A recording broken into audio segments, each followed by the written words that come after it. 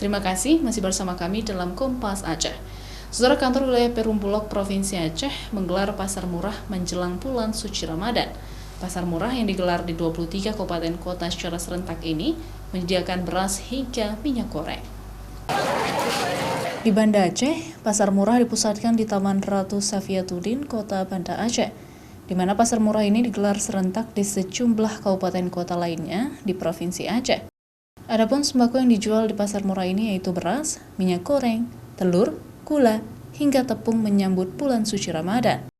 Bahan pokok yang disediakan untuk 23 kabupaten kota di Aceh yaitu beras sebanyak 138 ton, gula sebanyak 192 ton, 202.000 liter minyak goreng, 23 ton tepung, serta telur sebanyak 694.600 butir. Se-Aceh kita menyediakan 138 ton beras, 192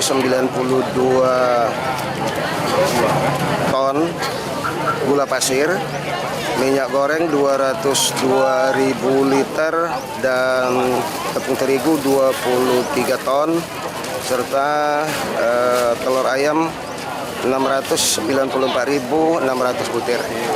Pasar murah serentak ini dilaksanakan mulai dari tanggal 19 hingga 22 mendatang.